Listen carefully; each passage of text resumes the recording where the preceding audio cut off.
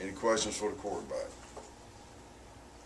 He asked you right early off about the difference with playing your opener last year against Georgia Tech, opener this year against Ole Miss, two big programs. Can you compare the two situations?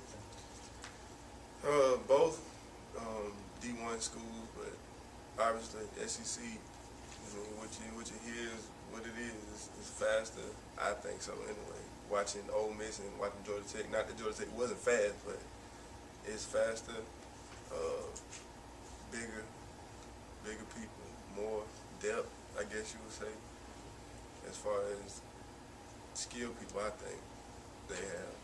But I mean, it's gonna be a challenge regardless.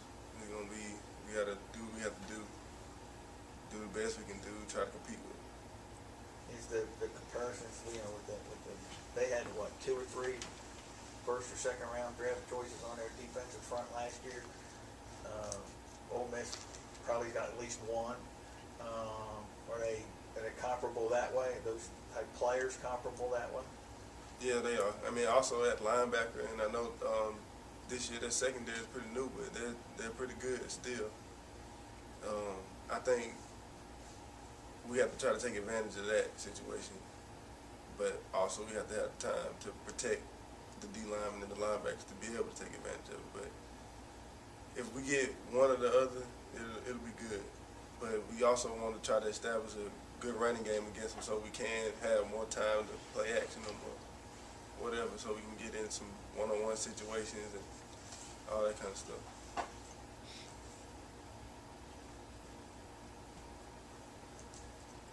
Do you feel more comfortable or better prepared after having played at Tech last year now facing them? In a way, there's not a uncertainty factor of playing a big school like that for the first time. I mean, it wasn't really a big shock, but it's over with now. I've already done it, so it's not really a big factor about playing a big school. You like these? Everybody, when I say do you like these kind of situations, as a player, you get amped up more for a Georgia Tech, a Ole Miss, just because maybe what it could do, for you in the big picture, just playing somebody big, playing somebody up. Not really. I mean, it's always in the back of your mind. I mean, for me anyway, that we're playing a big school and we beat them. But then also, there's more expectations that we have to live up to in doing that. But not really. I take every game like it's every game, whether it's the first game, the championship game. You still got to do the same thing. You still need the same outcome, whether you're playing the first or the last one. So just take it as a game and not really put any more stress on yourself or anybody else. How do you like your combination of weapons in the backfield? I mean, you got 4 guys to play 1 or 2 spots. I mean, you got a lot of weapons in that regard. How do you like that option? I like it a lot. I don't know if they like it as much. I know they like it because it's a lot of different people we can throw at them, but also in playing quarterback or playing running back. And they said they'll tell you themselves they like to get in a rhythm.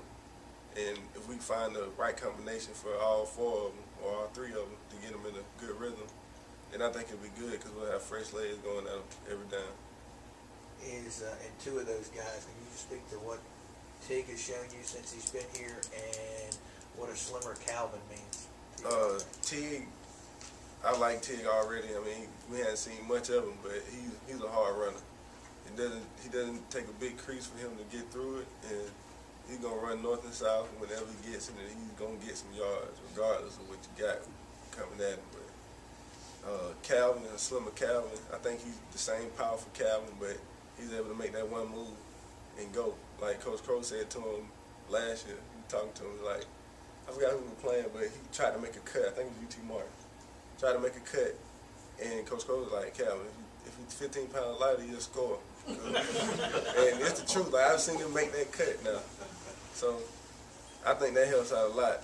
And if needed to be, I think Calvin could be an every down back for us if he needed to be. Are you noticing a big difference too in the way he plays, being 220 as opposed to 240? Yeah, I mean, it is a big difference. What is it that you just quickness that he Yeah, had. the quickness. I mean, he had the vision. I mean, he had the tools. That's just been the only thing holding him back.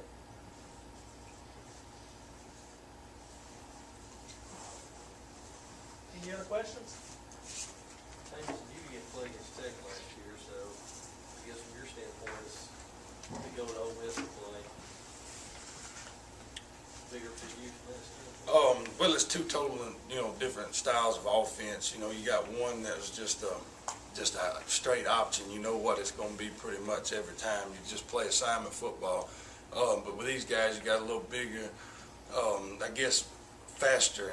They do a lot of zoning and stuff like that, and it's just it's a different style.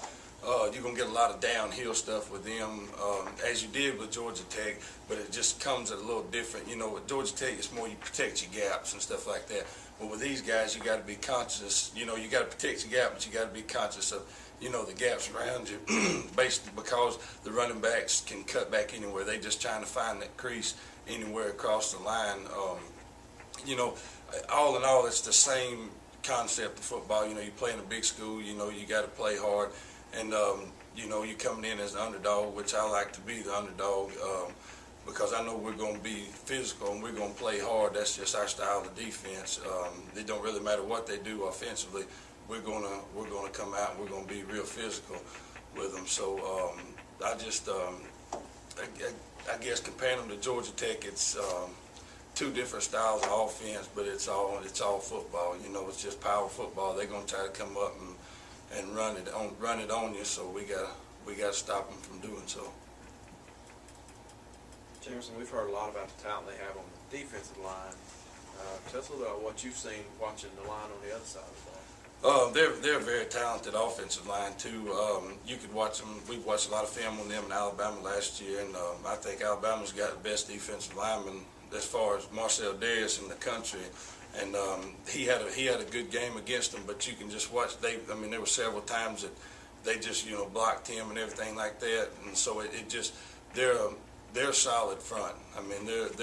They'll be the best front we play this year, I think. But they're real solid. They're big, physical guys all the way across the front. You sound like a football coach already. Both of these guys are football coaches. I'll just ask you one personal thing. I'm going to ask you about it. You're married. You have a baby. Just talk about balancing as a college football player, your family life at home, and also when having to get around these guys. My first year when I first got here, it was real tough my freshman year, but now it's just second nature. I found a real comfortable balance between family time and football. I've grown a lot closer to the guys in the locker room, and a lot of guys know the situation and they respect what I do, and stuff like that. So it's become real easy for me because you got to know when you're at home with your family, you got to focus on your family, but you also got to be, you got in your mind, hey, we're playing Ole Miss this week. That's a big, huge game. Every week's a big, huge game. You just got to, even when you're at home with your family, spending time with them, you still got to have it in the back of your mind.